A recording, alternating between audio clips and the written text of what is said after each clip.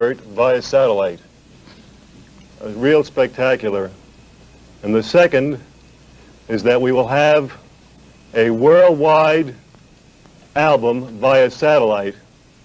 All of this has been made possible by the joint efforts of a lot of people, and especially including Colonel Tom Parker. Elvis, again, my congratulations for this spectacular. Thank you, sir. Thank you. It's very hard to comprehend it, because in 15 years it's hard to comprehend that happening, you know. To all the countries all over the world via satellite. It's very difficult to comprehend. A live concert, to me, is exciting because of all the electricity that's generated in the crowd and on stage. But it's my favorite part of the business, is a live concert. How do you pace yourself? Sir? How do you pace yourself? You mean physically, vocally, or whatever? So you are up when you need to be up? I just, I exercise every day. I vocalize every day. I practice if I'm working or not. You know. So I just try to stay in shape all the time, vocally and mentally. And which is harder? Well, both is tough. Yeah, you got to work at them, but I don't mind it. You know, it's worth it. Well, now they shoot me all the way, see, instead of just the waist down. Now, but I would like to think that I had improved as an entertainer, and I like to get the rapport with an audience, because it's a give and take thing. If you can do that, it works. You know, if the artist or whoever is performing can get that kind of rapport going with the audience, then it pays off. It's good, you know. But do you feel that you have more of that rapport now than you did 15 years ago? I couldn't answer that. I really couldn't. Elvis is certainly the only performer that could do this today. He is well known in every country that we have taught, in fact in every country in the world, and the acceptance was just fantastic. It wasn't a case of any selling, because, you know, he's been in demand for live performances around the world, but you just can't do this, so this is the way of approaching it. But the acceptance exceeded all of our expectations, Elvis. Thank you very much. That's very nice. What's up, guys? So I hope you liked that video. A few points I want to make about that video. I don't know about you, but I kind of thought it was funny when the reporter asked him, what do you do to pace yourself? What do you do to be up when you need to be up? He's like, well, I exercise every day, I vocalize every day, I just to stay in shape all the time. And it's like, oh, you exercise every day, right?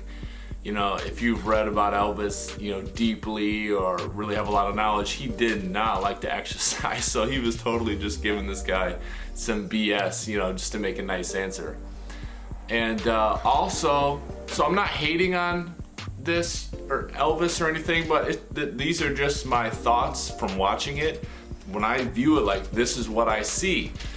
You notice how there's kind of a difference between Elvis here in September '72 and a few months earlier in June for the Madison Square Garden press conferences. Like at Madison Square Garden, he was like very loose, seemed more happy, more excited. He looked healthier, seemed more enthusiastic and energetic. It's according to what you're talking about. I don't know. No, I'd like to think so. Here, he was like way more subdued. It could have been the atmosphere, you know, the reporters. It could have been that too, you know, at Madison Square Garden press conference. You know, they kind of got him up. But here he was really kind of subdued. Seemed a little down. Oh yeah, you know, it's hard to comprehend that I'm gonna be performing live, you know, across the whole world, you know, in 15 years, yeah, yeah. You know, it's kind of like, you alright? You know? It could have just been that atmosphere, like I said. Or it could have been, you know, his pill dosage was maybe up a little more. Maybe he was having a little more downers, you know? That's what comes to my mind. And you notice, like, he was sort of like having trouble finding words, like, to express himself.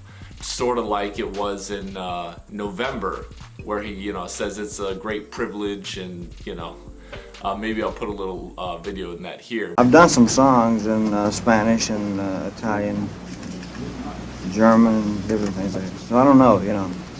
Yeah. I just like to say before anything else that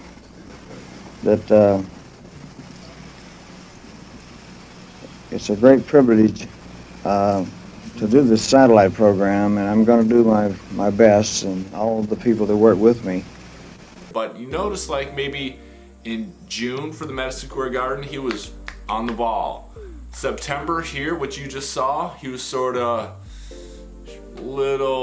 he seemed a little subdued, I guess you could say. And then in November, he was really trying to find words to speak, and he was actually slurring a little bit, as you would remember. But maybe it's just me, but I think, you know, it was something else. Tell me in the comments what you think. And also, you notice, like, physically, like, he was in shape, but you notice he was kind of like sweating. I mean, he did wear like that was a heavy coat he was wearing, and you know, even when you see pictures of Elvis, you know, in Memphis or in California or something, he's always wearing long sleeves, pants, you know, a coat a lot of times. And I'm like, wow, Elvis, you're in Memphis right now and it's summer, no wonder why you're hot. It could have just been, you know, he was sweating because, you know, it was a little warmer than usual. Or, you know, he was maybe physically not in the best of shape, you know, like, you know, cardiovascularly, all that stuff. Also, you notice, like, I noticed when I was watching, like, he was kind of breathing kind of hard, like kind of fast. I'm like, is he nervous? You know, he doesn't seem nervous. But yeah, he didn't seem as healthy mentally and physically in September as we saw him in June. You know, just some points that I bring out about this.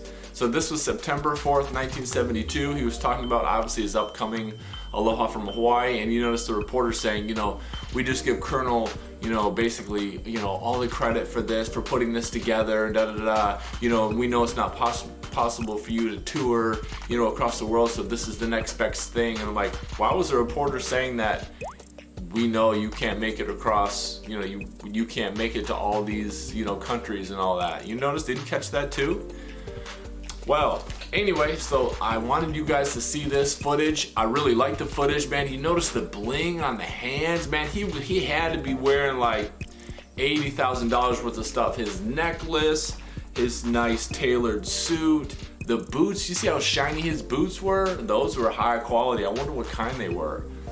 Probably not Gators, but like the jewelry, man. By 72, he was totally iced out, and the aviators. So I thought it was pretty cool, all in all. I hope you enjoyed this video. Put a comment down below. Tell me what you think about it.